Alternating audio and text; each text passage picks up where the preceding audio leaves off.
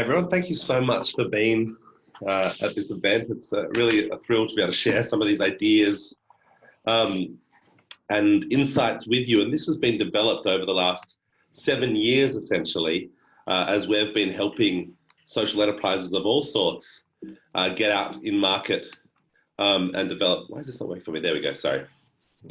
Develop their pitches and build their community of supporters so that they can make a real difference. One of our real beliefs at StartSomeGood is that the world is abundant in great ideas. I know all of you are probably filled with ideas around things that are needed for your communities, challenges that need to be overcome, opportunities that need to be realized. And we believe that the answers and those good ideas are already out there in community amongst people who are experiencing those situations. But the blockage is how to help people get those ideas out of their head and into the real world so that they can make a real difference. And this is what we're here to help you think through today and in the program that we'll be launching at the end. So my name's Tom. I'm the co-founder and CEO of StartSomeGood. Let's just pause 1 sec. I'm not sure if everyone can see the screen. No? Let's see here. Why would they not be able to see the screen? Can you guys confirm? Yeah, just in the chat. Holler. Can you just let us know if you could see the presentation screen? You can. Okay, awesome. Sorry.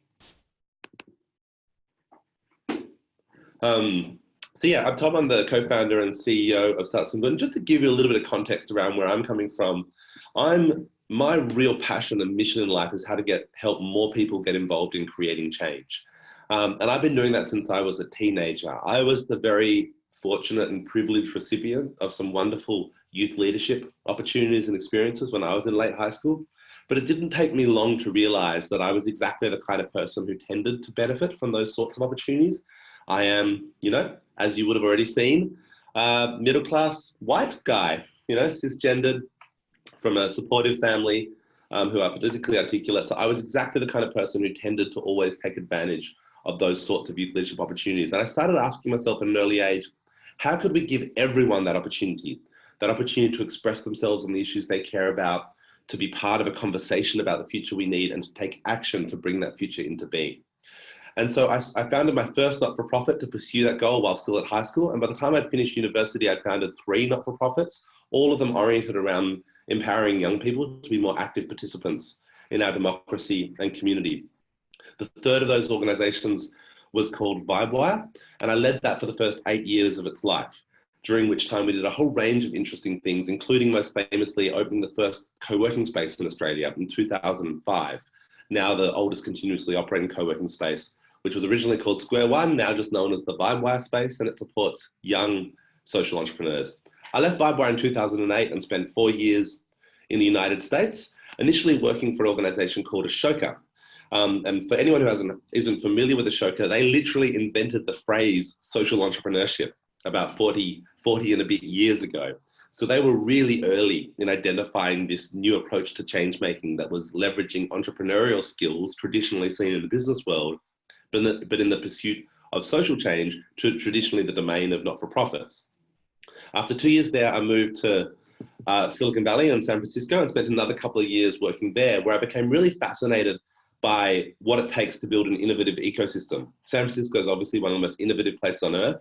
And I began to think a lot about what was it that contributed to that innovation and how could we apply that to the things that I care about, which is to say social innovation, inventing new ways of making a social impact. And I realized that actually, in general, we don't fund social innovation, that the traditional funders for social change tend to be risk-averse actors. They tend to move late when there is already evidence.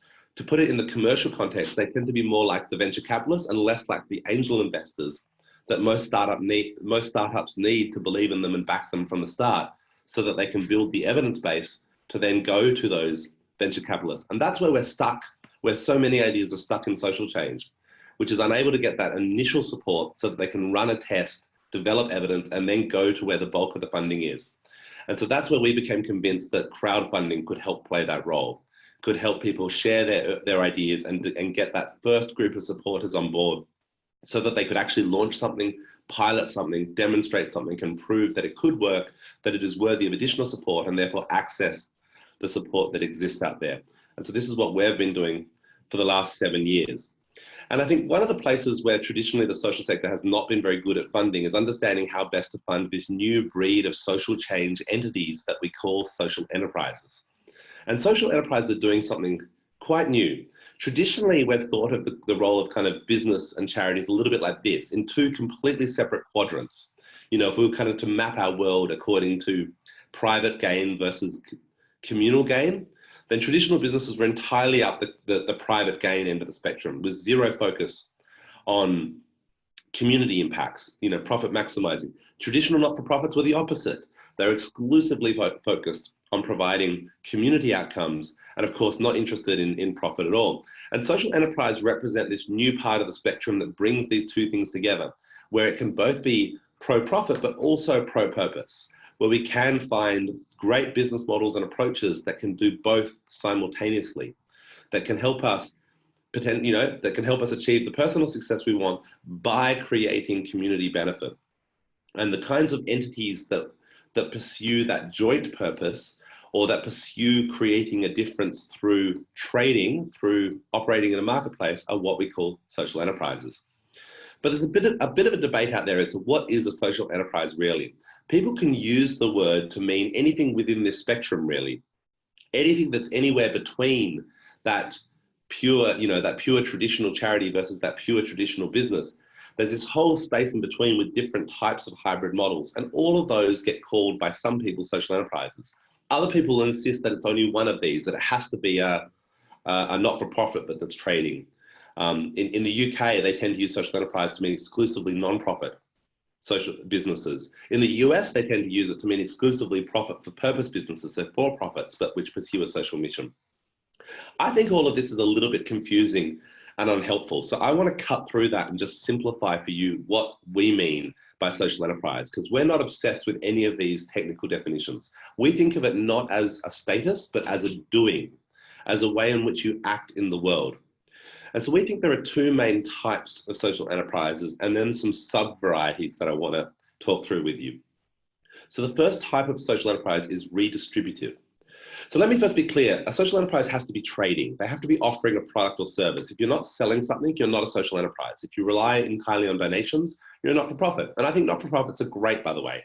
And even if you're working on launching a not-for-profit, you'll find a lot of relevant material here, and we'd love to work with you to start some good. That's not an issue. But if we're talking specifically about social enterprises, they have to be selling a product or service. And then the question is, how do they actually make a difference in the world by selling that product or service? So redistributive social enterprises make a difference by redistributing either the products or the profits to good causes.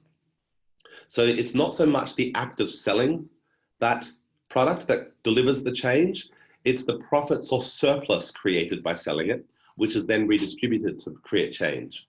The other type of social enterprise is what we call embodied impact, or embedded impact sometimes. And that's where the impact is actually embedded within the business operations themselves. And that tends to be in one of three ways. It's who is employed in the business. It's what the products are made from, so thinking about materials, fair trade, and issues like that. Or it's what that product makes possible, designing a product in a way that actually creates different outcomes or gives rise to different opportunities and possibilities for the consumers of that product. And I'll give you an example of what I mean by each. So redistributive is kind of simpler to explain in many ways and often better known. So for instance, a redistributive product-focused social enterprise is Tom's, who more or less invented the one-for-one model. So if you're familiar with Tom's shoes, each pair of shoes you buy, they give a pair of shoes to someone who is otherwise shoeless in the developing world. So there's a direct kind of product exchange. Another example of that would be Hero condoms here in Australia. For every condom they sell in Australia, they give away a condom in Africa. Then profits. Profits are quite traditional, like your traditional opportunity shop or thrift store is often a redistributed profit social enterprise. In Australia, Vinnie's is very well known, and the profits from these thrift shops go to support the Vincent de Paul Society to do their poverty alleviation work. Or something like Who Gives a Crap Toilet Paper, who are fast growing in both Australia and North America, and who sell toilet paper and then send 50% of the profits they earn from doing that to water projects in the developing world. Then in terms of embodied impact, there's who they employ. So an example of that would be Substation 33, which is an electronic waste recycling facility that employs intellectually and physically disabled people or the long-term unemployed. So it's really making that commitment to the extra effort it takes to make employment accessible for people who are otherwise excluded from the employment market. That might mean needing to redesign how the production chain happens, rethink the way in which different work happens. Another great example of this would be Exceptional, who work with people on the autism spectrum to get them jobs in computer science and quality assurance. Now, what they're made from, a great example of this, I think, is Oceans and Bikinis, who we got to work with last year.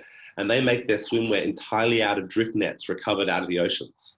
So it's not per se that selling swimwear creates social good, you know, one swimwear versus another. But the fact that the materials that go into it help create greater sustainability makes a huge impact and helps us remove that pollution from the oceans and turn it into something valuable and useful. Or what the product itself makes possible. So an example of that might be Speech for Good, which puts speech therapy in people's pockets, giving people access to speech therapy who never would have been able to afford it through the traditional way. Or Good Super, who make it easy for people to put their superannuation or 501ks, would be the equivalent in the US, into impact investments and good causes. Or Studio A, who support disabled artists in a variety of ways. So the products they're creating, the product itself is creating new possibilities. This is where we sit, of course. This is how we make our impact, because we've reimagined crowdfunding, reimagined entrepreneurial education to help make, you know, to help more social entrepreneurs successfully launch and make a difference. So that's where we make our impact as well, and why we consider ourselves to be a social enterprise. And often people are doing multiple. Bravery is a company we worked with last year who we love, and they have, you know, they have two impacts, both in the what it makes possible, that their headscarves help women who are going through cancer live confidently, but also the profits go towards cancer research. Or Words with Heart, who are ticking 3 boxes.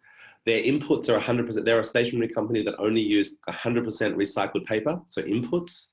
They send their profits to girls' education in the developing world, so redistributive, and they believe that that words have power, so they share inspiring messages to inspire more young women to be entrepreneurial and make a difference. So the impact of the product itself. So now to define another one of our terms, what do we mean by, that's what we mean by social enterprise. What do we mean by launch? By launch, we just mean the act of taking an idea, putting an idea out in public. We mean the act of sharing your vision with the world. It doesn't mean necessarily, if you're making a product, it doesn't mean that that product is yet ready to sell. It might be that you're selling the idea of the product and finding out if there's a group of supporters out there who are enthusiastic to help you make and distribute that. So it's the launch of the idea that we think is really the crucial moment, not necessarily just the launch of the physical or tangible object. And this is what we see with crowdfunding so often, of course, that people are launching in advance of being ready to launch the tangible product because they want to make sure, they want to validate that there is support and you know, that there is a market for that product out there. So that's what we mean by launch. We mean that you are ready to share your idea, to inspire a group of supporters and to kind of empower a group of people to join with you in making that idea real. And so we have a formula for how we do this that we call the 5 Cs of successful launches. And it starts with clarity, having that great clarity as to what it is you're trying to achieve, and so that other people can understand. Of course, if people don't understand what you're trying to do, they can't possibly get excited about it or support you. Credibility. Clarity is what allows me to understand what you're trying to do. Credibility is what allows me to believe you. How do you signal that you're trustworthy? How do you signal that you know what you're doing so that we will want to come on that journey with you and take that leap of faith? Communities. Who are you trying to build? You know, who do you want to be part of your tribe? Who have you identified as the people who are naturally your potential allies? And so it's not just any communities, it's carefully chosen communities. Being really thoughtful and intentional about the community you're building and who you want to share your idea with. Channels. If communities is the strategy of your outreach campaign, channels is the tactics. How are you going to reach those specific communities? People with different interests, different age groups, different geographies can behave very differently. So you have to use different tactics to get your message before them. And finally, courage, which is the willingness to get out there and do the work. Because fundraising, launching, building entrepreneurship in general, it's emotional work. It's not just intellectual work and technical work. It's the emotional work. It's the emotional work. It's the emotional work of actually being willing to share your idea with people and find out how they're willing to react, and hopefully inspire them to be part of it. So you can think of So you can think of clarity and credibility as being the attributes of the story itself. What have you contained within your story? And then communities and channels are your outreach strategy. It doesn't matter how good your idea is. If you can't share it effectively with the right people, it's not going to go anywhere. And then courage is the internal dimension. You know, it's been willing to actually take the risks, take the leap of entrepreneurship and get out there and make a difference. So to give a little bit more detail around each of these so that you can begin to think about how to apply them to your own plans and your own dreams of making a difference. The bar for clarity is really high when we're introducing new things. It's easy enough to be clear when something already exists, to hold it up and say, you know, check out my reusable coffee cup, it works like this. It's harder when you're painting a picture of a world that doesn't yet exist, because you want to take people on the journey with you to create that world. And so you have to be able to articulate really powerfully and really evocatively the world that you're creating, because it's not enough that people understand what you're trying to do. I think it's really important that they can see what you're trying to do, that you're literally painting a picture. Now, that story you're telling is essentially your theory of change. A theory of change is just a set of steps that you believe will bring about the outcomes that you want. And so all social enterprises have a theory of change. All social impact projects of any sort, for-profit, not-for-profit, individual activists, community organizers and community initiatives, all of them have embedded, whether they say it explicitly or not, they have embedded within them a theory of change, because they're always proposing a set of actions that they believe are going to bring about the desired outcomes. And so for launching, it tends to be to your advantage if your theory of change is shorter and more specific. In other words, less complicated, less confusing. That seems intuitively obvious, but you'd be surprised how many people don't get that right. And sometimes it's because they're trying to do so much good.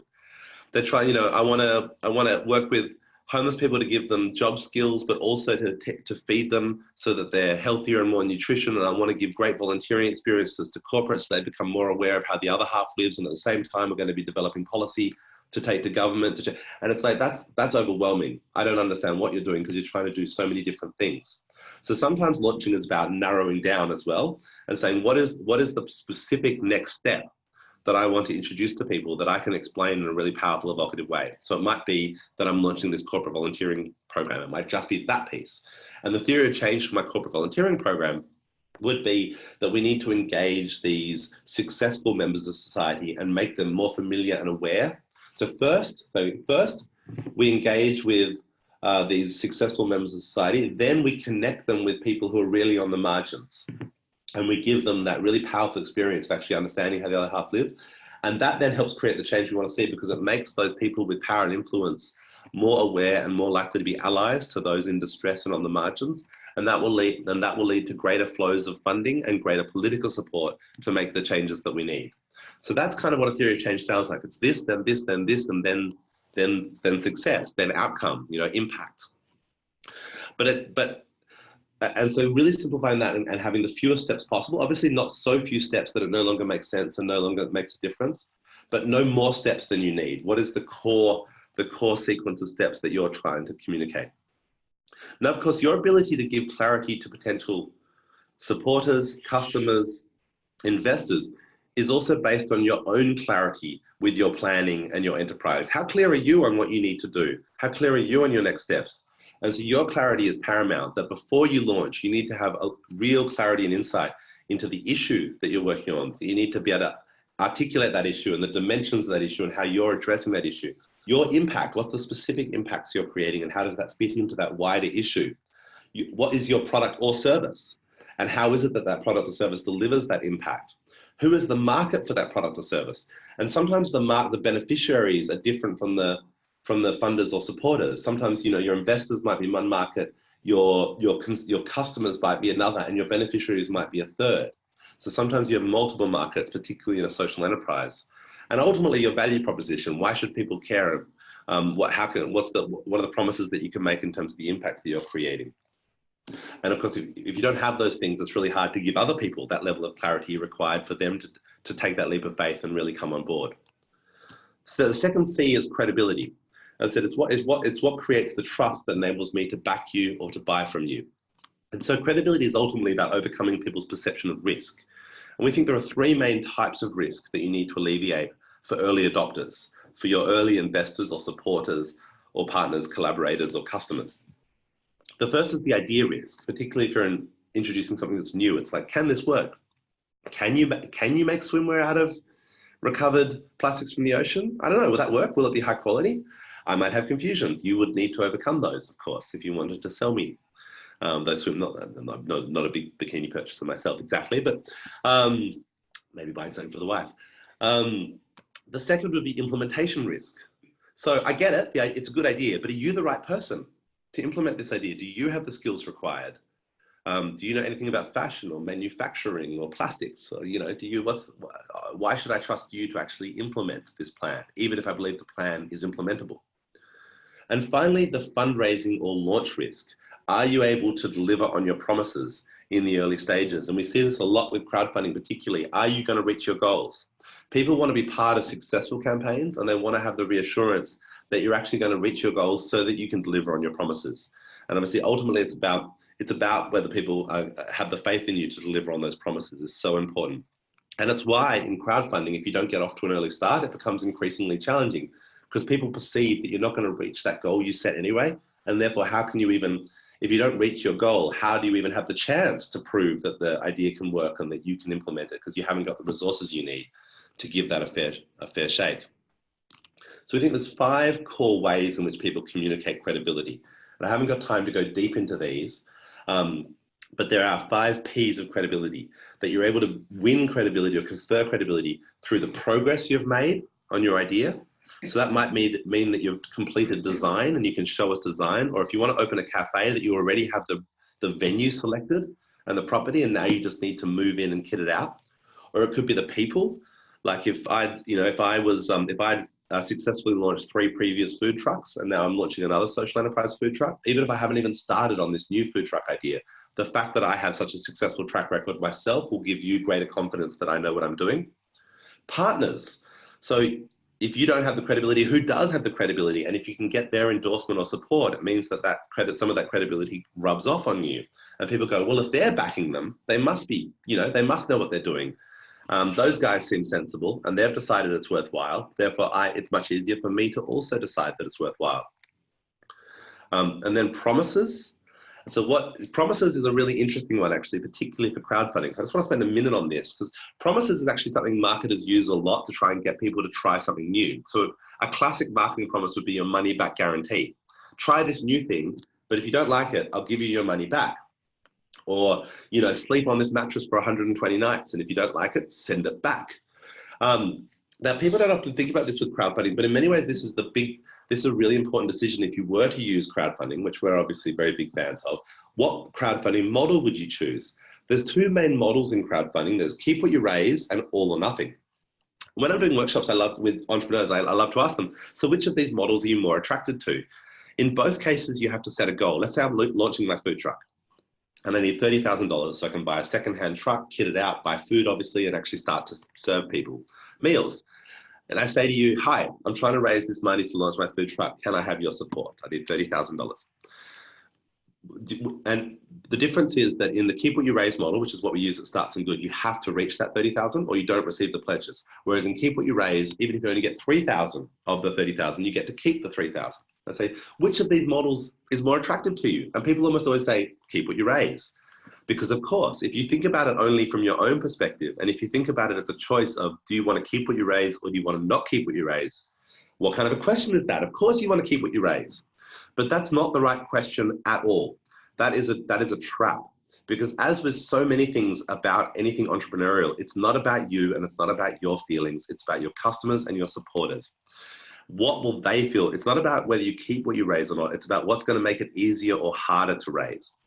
And so don't think about it from the perspective of the fundraiser. Think about it from the perspective of a potential investor or donor or customer. What makes you feel more comfortable? What has more credibility? If I say, I need your support to launch this food truck, but I'll only take your money if I've reached the goal, so I can promise you that I will follow through on my promise and launch this food truck. Or if I say, I'm trying to launch this food truck, I want your support. But even if I don't have enough money to launch the food truck, even if I can't make it happen, I'm going to keep your money anyway. Which of those promises is more likely to make you take a punt on me? Which of them is more credible? Which of them makes it seem like I have more belief in myself and more confidence in my plans? It's the all or nothing. And so that's why we're really big believers in that, because it's the right promise, and promises are powerful in creating credibility. And finally, the past, and maybe a better word for that would be brand, but obviously we're looking for a P word.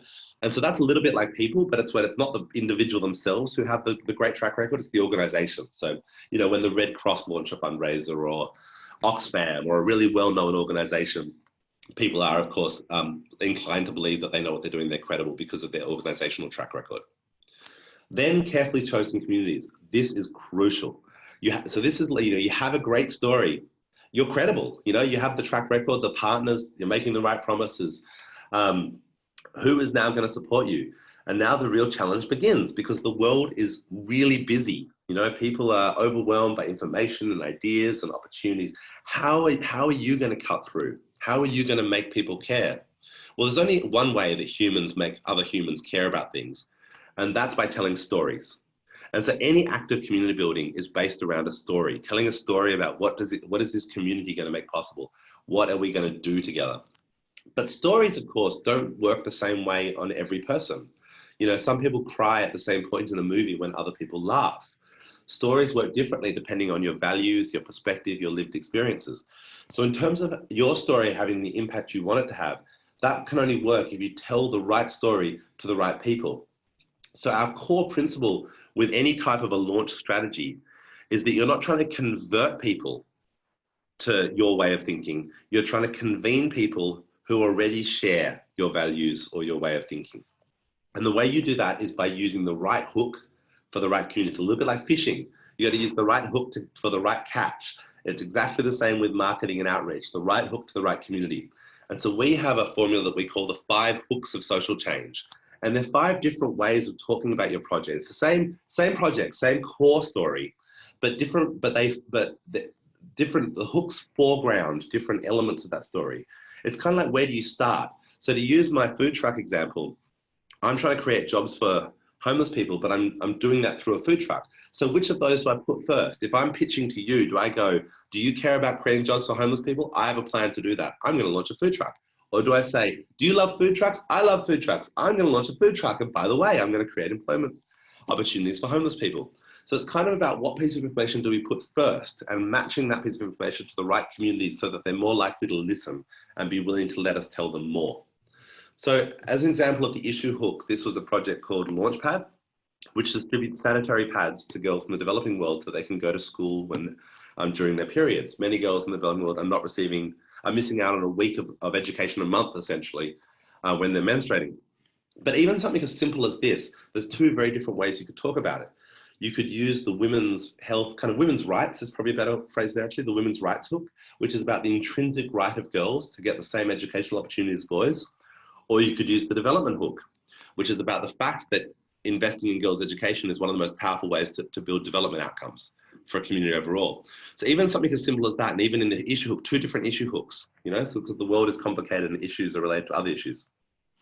The geography hook, people tend to have emotional relationships with places they live or places they're from. This is a project in Nepal, and my mother-in-law found herself in Nepal after the breakup of her marriage, so she's incredibly inclined to support projects in Nepal. It's just a place in the world that's really special to her, and she wants to see good things happen there. So the geography hook is what captures her. For me, I see that a few of you are from Western Australia. I'm from Fremantle, Western Australia, is my hometown. So I have supported all sorts of cool social enterprises in Fremantle, even though I don't receive often direct benefit from them. But because I want Fremantle to be the best Fremantle it can be. I want it to be the kind of place where cool things like this happen. So the geography hook's a really powerful way of engaging people. And obviously for something like my food truck, and here's an example of food truck, the specific geography of the food truck is important. Like a food truck's exciting, but it's heaps more exciting if it's going to be parked across the road from you every lunchtime on Wednesdays or whatever.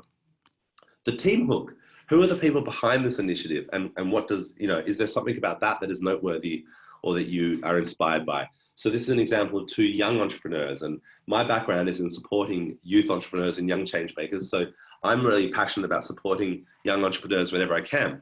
These guys happen to be working on community gardening, but to me, it didn't matter so much whether they're working on community gardening or supporting undocumented immigrants or registering voters or whatever it was they were doing. I'm inspired by the fact that they're young people stepping up to make a difference. But other people, they might be inspired about supporting First Nations entrepreneurs or female founders or recent refugees. So separate to the actual product or service or company, what is it that's inspiring about the person behind it and their personal story?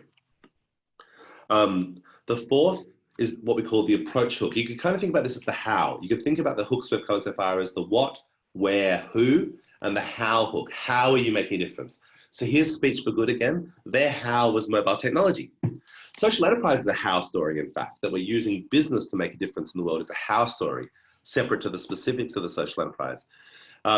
Food, in the case of my food truck example, the food truck is the how. So I can talk to people who are excited about food trucks. Or food itself is a how. So lots of cool hooks happen in the how area. This is where your product sits. This is where your specific product pitch is a how hook. Excuse me. And then finally, what we call the we hook or the community hook. And this is when members of a community support other members of the community. And supporting a particular project is an act of identification with that community. And so that often works for scholarship programs, alumni from particular leadership courses, or alumni from particular universities. I'm that little bit more inclined to support other UNSW students to launch stuff, just because I have a connection to that institution. Or it might mean diaspora groups or religious groups, etc. But when there's a really strong we operating, that's one of us, we want to support them to succeed.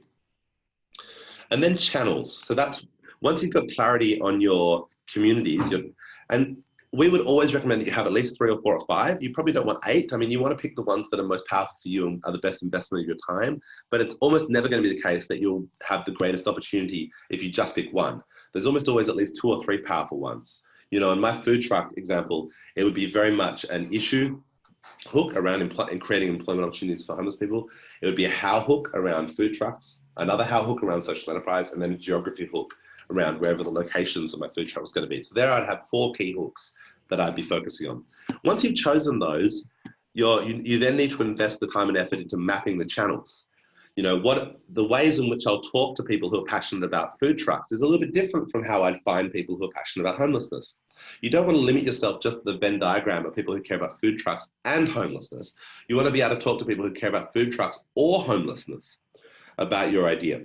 What's wonderful about the moment we live in is that we live in a moment which is really abundant in channels, and when there are so many opportunities to connect with people who share your passions. I think if there's one wonderful thing the internet has taught us, it's that none of us are so unique. I guarantee you that if you're passionate about something, and if there's a social issue that you want to make a difference around, then there's thousands and probably tens of thousands and maybe hundreds of thousands and maybe millions and possibly tens of millions of people out there who share your passions. And so it's just about finding them. The name of the game, the real at the heart of any launch strategy, is this challenge of finding the people who care. They're out there. We know they're out there. You just need to figure out how it's just a slight needle in a haystack challenge of where are they and how you're going to find them. But it's so much easier to do that now than it used to be. I just want to tell you a little story about when I launched VibeWire, which was my university student organization helping young people be more active citizens. A bunch of us up here in Sydney decided to do that, but we really wanted some collaborators and participants from other cities in Australia and other universities. And this is 1999 or 2000 maybe. Like, how do you find people in other cities who share your passions? It was really hard in 2000. There was no social media. There were online forums, but almost everyone was anonymous. No one told you, the norm wasn't that people were their real name. I wasn't Tom Dawkins online, I was Dragon Ball T. And so you couldn't really figure out who anyone was. And so my friends and I just in the end used, in order to reach our chosen community, sorry, I'm a little bit out of order, asking all these questions about the communities that you're trying to reach. Where are they? What do they care about? Who do they look up to? Why will they support you? Why won't they? You can map those things so much more accurately now. Whereas in 2000, I had to rely upon this nifty piece of technology, a bus, to actually physically go down to Melbourne. I took a day off university. I took the overnight bus down to Melbourne. I spent one day in Melbourne sticking posters up at 4 university campuses, because the only thing I could think about was that other uni students were the place to start. But how to even target uni students? You couldn't even find other uni students online in 2000. I had to physically go to other universities in order to be confident that I was targeting them. So that was the channel, the channel that existed for me in 2000 was to physically go somewhere and stick posters up. And that was how we found our original collaborators for VibeWire. You compare that to today, where people are more and more their real identities online, and they tag themselves up. If someone actually cares about homelessness, they almost certainly listen to particular podcasts, follow particular groups on Twitter, are members of particular Facebook or Instagram groups. People are findable now, and it's just about you figuring out what are those right channels, what are the right hashtags, groups, social media accounts, meetup groups, conferences, organizations, email lists, influencers, podcasts, journalists that are interested in the specific things that you're doing. And it all starts by asking a bunch of great questions about those people. You really need to get to know them. You need to ask these questions. And so what we do when we work more closely with our clients, helping them prepare crowdfunding campaigns, or what we recommend everyone does for themselves, is develop personas. At least one persona for each hook you plan to use. A persona is articulating your target market in the shape of a single individual. And then once you've got that, the core final ingredient, the last but by no means least, in some ways the most secret, the secret and most powerful ingredient in all is your own courage and commitment to get out there. I love this quote from Brené Brown, that you can choose courage or you can choose comfort, but you can't have both. And that is so true for any act of launching, for any entrepreneurial endeavor. There's nothing comfortable about it, to be honest. You're constantly pushing yourself out outside your comfort zone. You're constantly feeling, you constantly have the risk of failure. You're never sure if it's going to succeed, but you have to push forward, because the only way you even have the opportunity to succeed is by taking the courage to move forward and to leap. And the only reason that anything ever happens in the world, the only reason that change has ever happened, is that courageous people have stood up, stepped forward, shared their vision, inspired other people to come on the journey with them, and have been able to make a difference. And so we are so passionate. The work we do at StartSomeGood, so much of it actually, we used to focus, we didn't used to really talk very much about this 5th C. We used to think that our job was more the intellectual work of helping you think through the first 4 Cs, have a great pitch, have a great product that you can articulate really clearly, identify your target market, put the effort into researching the channels. But it's become, it's been one of our real learnings that has become so apparent to us over the years, that courage is in fact the core ingredient to successful social entrepreneurship: courage and resilience and commitment. Because you're going to be hustling your little heart out, to successfully launch. That's just the truth of it. Hardly anything important happens easily. And particularly when it comes to social change, there's always factors standing against us. There's a reason the status quo is the status quo.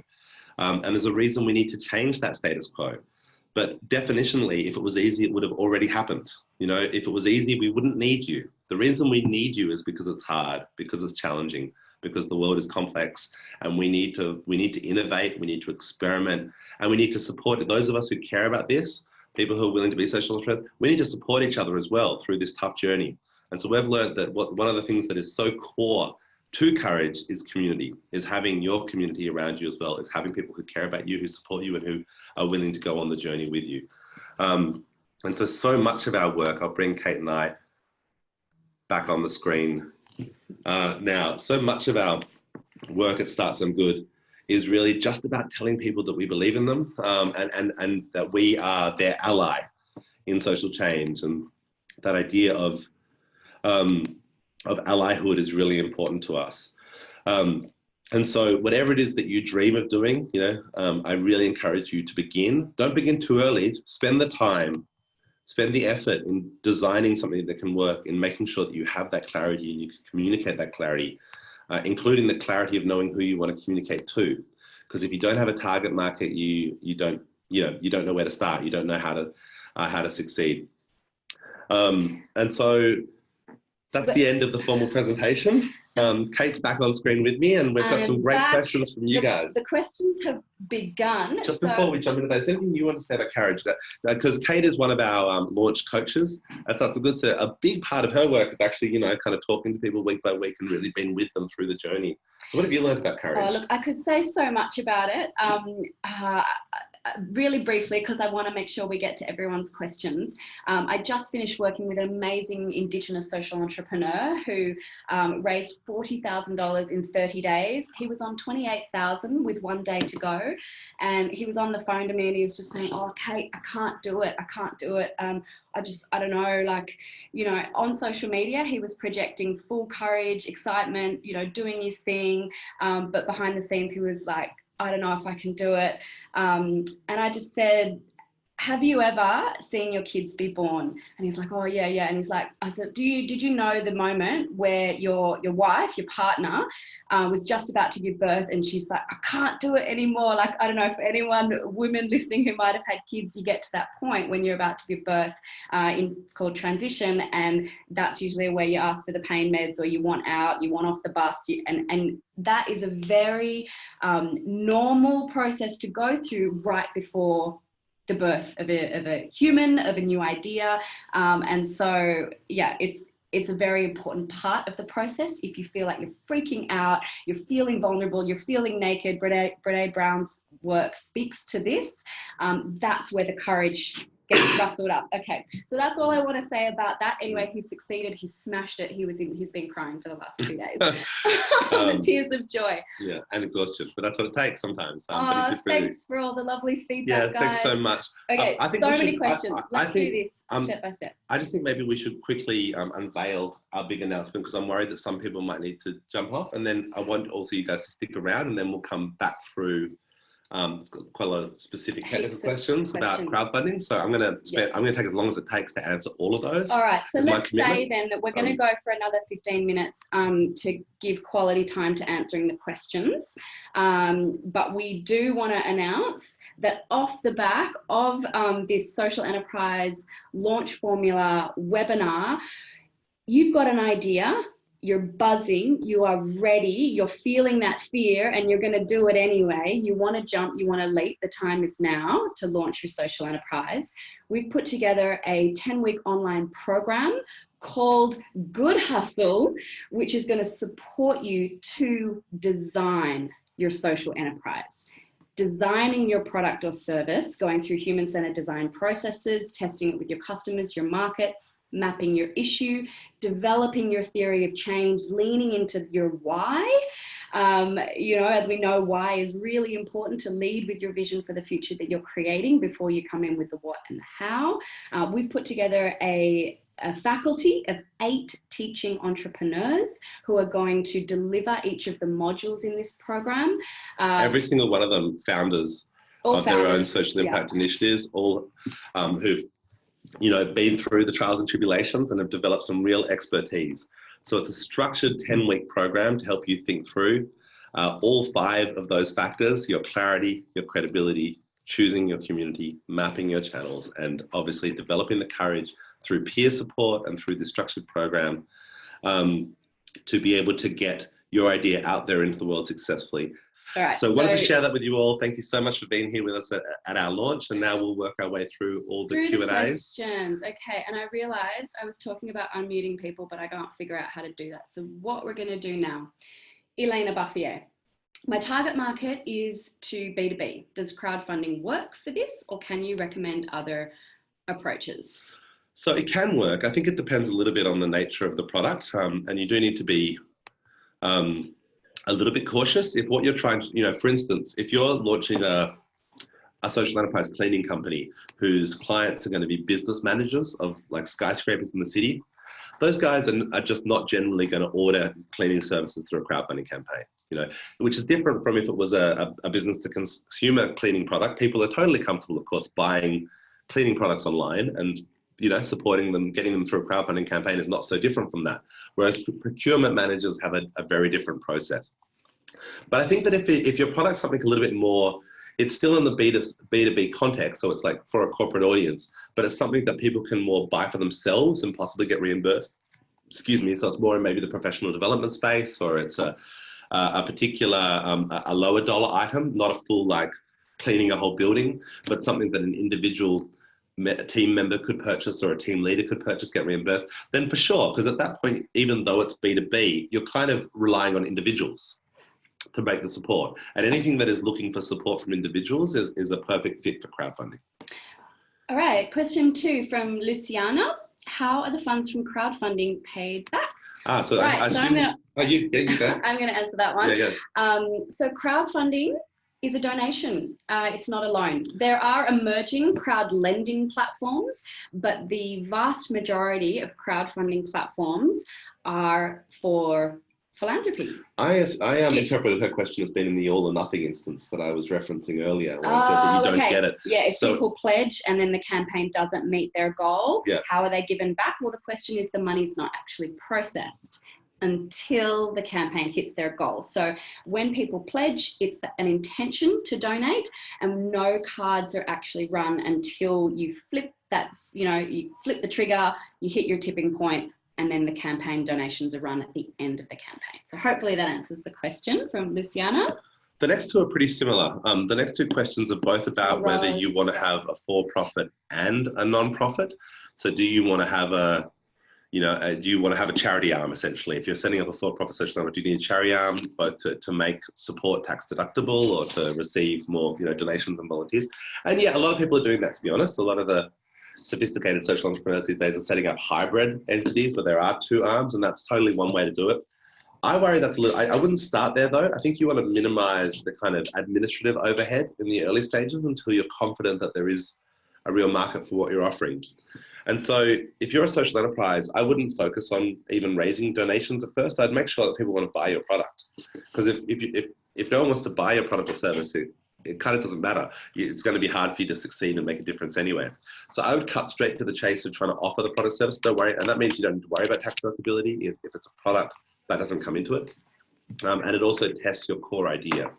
I would also say though, we've certainly seen plenty of aspiring for-profit social enterprises raise some donation capital through our platform as well in the past. And I'm really of the belief that tax deductibility is not as important as people have often made it out to be. It's one thing for people who write like $1 million checks. Yeah, they care a lot about tax deductibility. They're managing their money. They're thinking very analytically about it. But most of us, if we, like Kate was talking about the great Indigenous social enterprise she was working with recently, Sacred Era, they were just really inspiring and really awesome. And a lot of people were just like, I want to support that. I want to be part of it. They don't need a tax deduction. They're just trying to be part of something that is, they're not focusing on the analytics of how much do I get back at tax time and what will the government give me. They're focused on the emotional part of the perspective, which is that they're feeling inspired, they're feeling empowered, they want to be part of it. And so we see heaps of evidence that below a certain threshold in the kind of crowdfunding or micro philanthropy space, the tax deductibility doesn't actually play a very big role in driving donors. It's much more important to either nail the product offering or to just nail the kind of great inspiring story, regardless of what your tax structure is. All right. Peter Miller. Why has a branding strategy not built into the launch? Interesting. I mean, I guess depending on what we mean by branding strategy, to me, I think a brand is the promises you make and are willing to meet. To me, a brand is not kind of your logo or your graphics or what have you. It's who you are in the world. So in some ways, I would say brand is maybe an overlay to all of that and is kind of imbued within everything we said, which is like... I would start with the why. Go back to what is the issue you're wanting to create an impact on? What is the future you're creating? What's your vision? And inside of that why, you can start to build out design elements and logos and things that eventually become your visual identity or your brand, as a lot of people might understand it. But the foundation underneath that, I mean, it would just be empty clip art, it didn't, you could buy it off a logo website, but it needs to come from like the heartbeat of your business and your vision, your enterprise that you want. But I think more importantly, the brand is what other people say about you. So it's not just what you know is true, it's what's being communicated and what other people have come to believe about you. What is your essence? What is your way?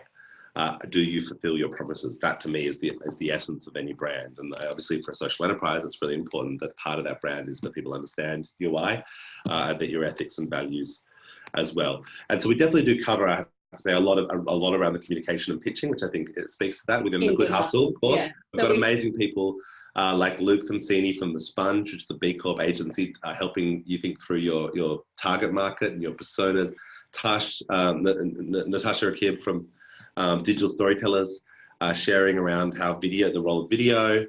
Brooke McCartney teaching around social media and how to articulate, how to express your values there. And someone was asking about pitching as well. Yeah, and Rob Irving, who's like the best pitch coach in Australia.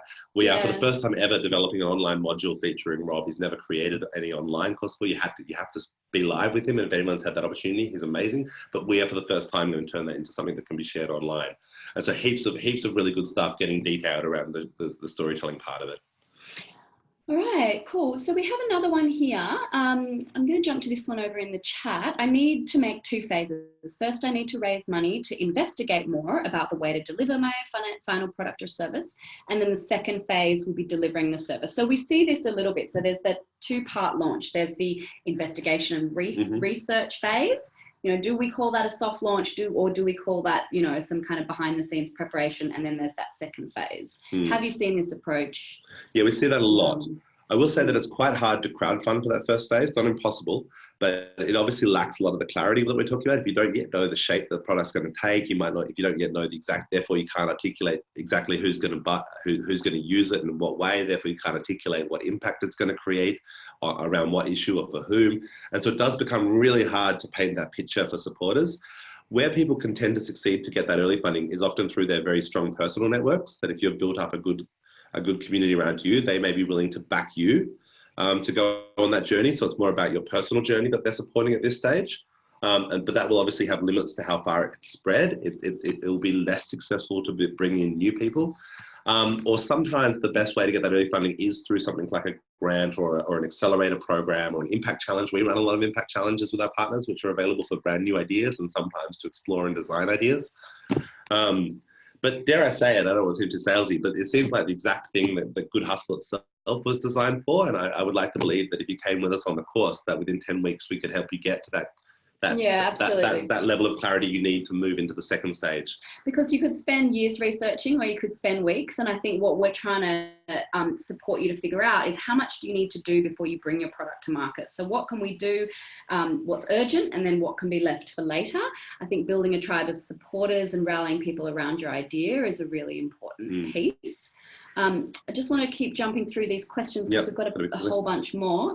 You're welcome, Carlos.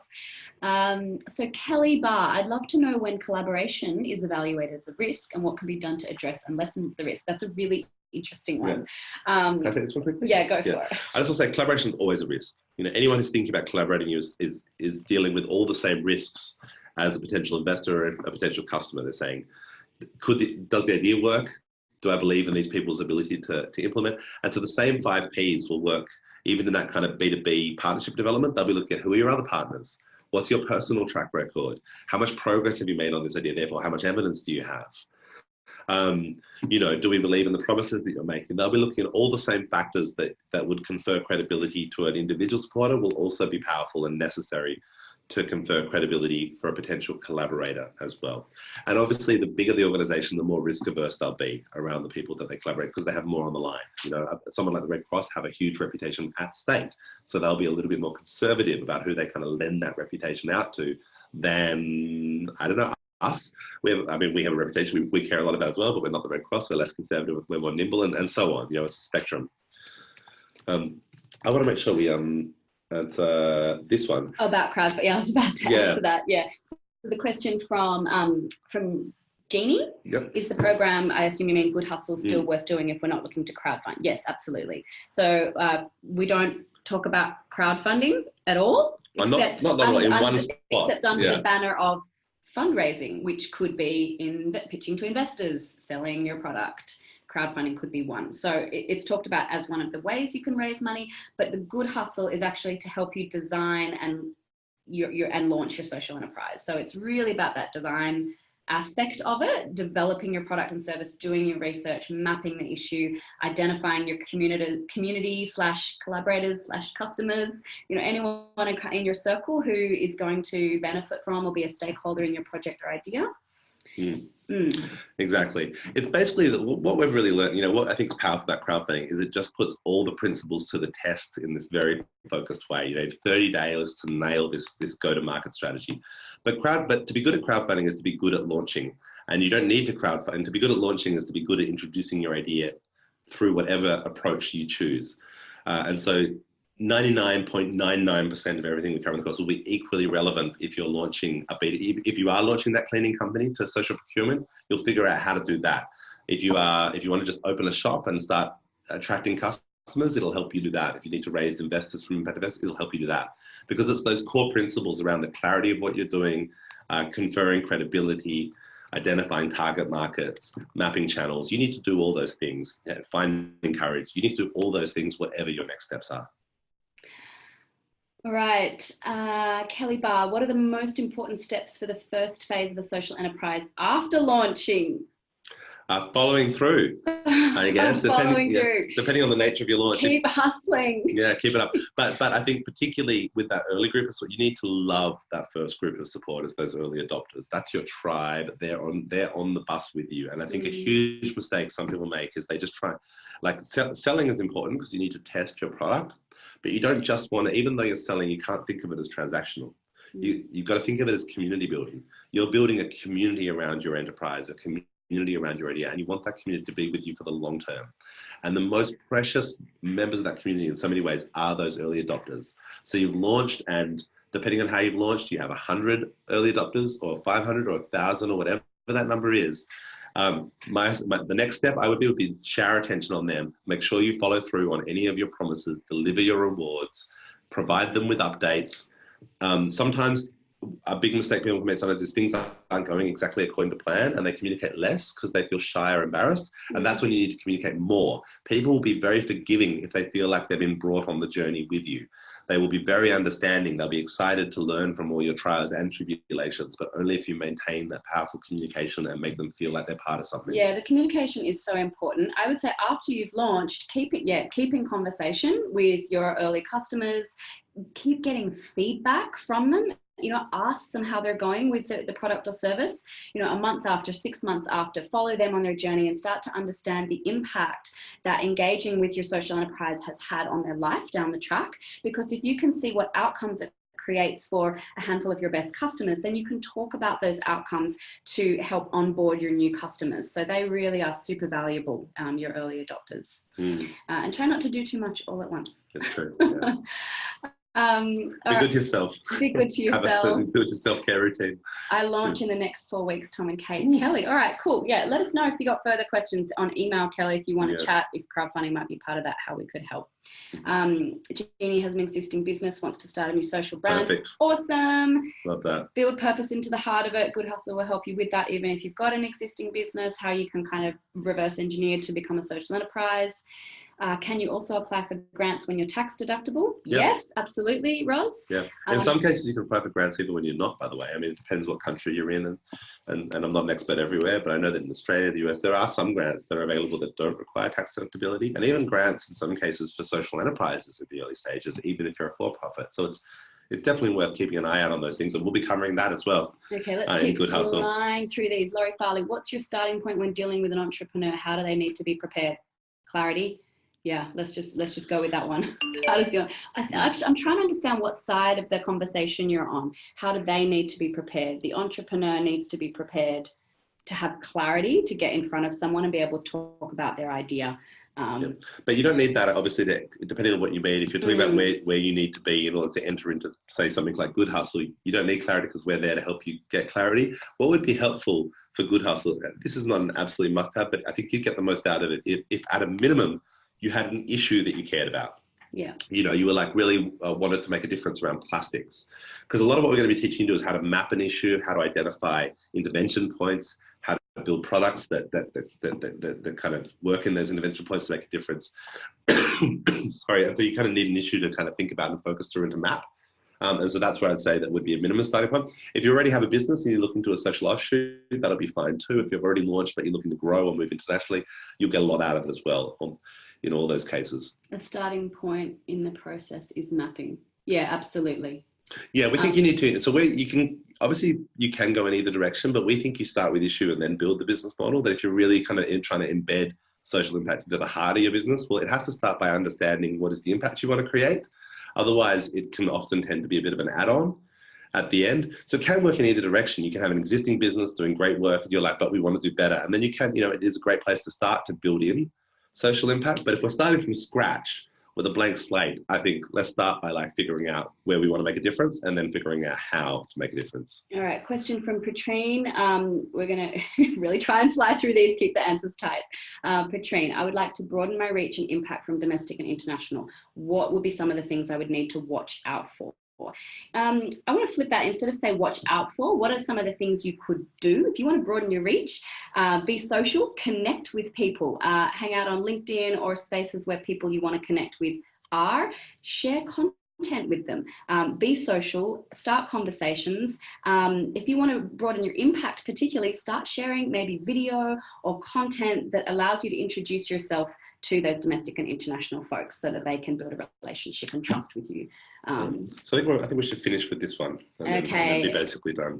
Josh Newen, who dropped a Dragon Ball T into the chat, who I believe he must know you from way back in Vibe Wire days. I might just know Dragon Ball Z or the reference, but yeah. I was so T in there. So this is a courage question. What would you say to a parent who wants to start and launch but worried it would be all-consuming and could impact negatively on their family time?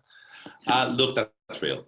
That's really real. That is a. I can, we have the juggle. We have kids as well, so we definitely experience that juggle. Certainly, I think it's why I am a big believer in having co-founders. Kate's not actually my co-founder. She got involved in StartSomeGood about a year ago, and it's become a really key member, which has been great. It's been nice to unify, actually, but it's not where we started. I do think finding a co-founder, someone who's going to go on that emotional journey with you, whether or not that's your actual life partner or not, is really important. And so I've been really clear at. I think treating, if your life partner is not your actual co-founder, I think almost treating them like a co-founder though, because in reality they are kind of a co-founder. And so I think just making sure that they understand what you're getting into and are supportive of that is important, because otherwise it will expose cracks later on. And I think being realistic, one of the things I say a lot to young social entrepreneurs is just trying to be realistic around, we're familiar with this idea that you design minimal viable products. I get them to think about what's your minimal viable life. Because the truth is most things don't kind of go hockey stick the moment you launch them, and there is going to be a period where you have to work really hard and progress might be slow and revenue might be lean. And being really clear for yourself up front, what are you willing to put up with? And it's fine if that's, it's whatever it is personally for you, no judgments at all. And particularly obviously if you have family, that's going to be really different from say a uni student. A uni student might be like, look, if I have $400 a week, I'm sweet. So I'm going to keep 1.5 days working at a hotel or a bar or whatever. And I'm willing to do that for a year. And just having that clarity for you, it's going to be really different. And so I think just being really mindful, it's another type of clarity in a way, is just what are you willing to sacrifice? How much money do you need to support your family effectively? How long can you give yourself to reach that point? Do you have savings in the bank? Can you downsize in some way? Move into a smaller house, save on rent, move to a cheaper market, so we have to think about these things. It's a really important consideration. I will also add that, to your question, Joshua, does the enterprise become a +1 addition to your family? Yes, it does feel like that a lot of the time when you are working for yourself, particularly something you're passionate about. We often work nights, we often work weekends, we're often flexible during the day and pick our kids up. The flexibility, the flip side to that is that there is the potential for you to be working all the time. And during a launch or an intense phase, it might mean that the children are watching more TV, or maybe you've got babysitters coming over and you've got children spending more time in care. And so again, you just need to think about your personal level of comfort with those things, because you can't be a full-time parent and running a social enterprise. So I think it's about being clear about what those trade-offs are going to look like, and even having conversations with your children. Okay, look, Saturday Mummy and Daddy are going to be working for the afternoon. You're going to go and visit da-da-da-da-da. Just that clarity piece is important. And I think Tom spoke to a lot of the other things. So we might need to wrap up there, guys. I do want to say that someone asked, do you recommend a specific crowdfunding tool that's more friendly for social environmental impact ventures? And I have to say, StartSomeGood. That's what we exist for. StartSomeGood.org is our main, our social enterprise, our main business. Good Hustle is the new thing that we're introducing. We would love you guys to be some of you guys to be the first group into that, and we think you'll gain a lot from that. So again, it's goodhustle.online. Okay, so there's been problems with the link. You need to do https://W's. The one I shared before didn't have the W's, so make sure you got to put it one more time. I'm going to put it one more time. The S is important because, there's HTTPS, and that's the secure, Yeah, so if you're going to buy something, you want it to be secure. We would love to learn more about your passions and what you're working on. We'd love to help you think through what the difference that you want to make and design something that is capable of really delivering on that impact. And we would love to build community so that we can all support each other through this challenging journey. Part of Good Hustle is peer learning pods. So it's a 10-week online program. There's going to be 3 live calls. We're bringing back Alex Budak, who's Tom's original co-founder. He now teaches at UC Berkeley, Haas Business School, running their social entrepreneurship course there. So 3 live calls, and then we will pair you up or group you up into peer learning pods, and we'll have some notes for how you can self-organize, meet with your peer learning pod to discuss the modules of the week, and so you can actually get a lot out of practicing leadership in those circles with one another, sharing your ideas, getting to know each other, getting feedback. So there's a big community aspect of this as well. And you also get a whole group exclusive peer learning environment, and that will eventually become an exclusive alumni environment for everyone who goes through this course. We're planning to run it twice a year, so I think that's going to be an amazing community that will grow over time, and we'd love you to be the early adopters for us. Thank you, everyone. This has been such a pleasure.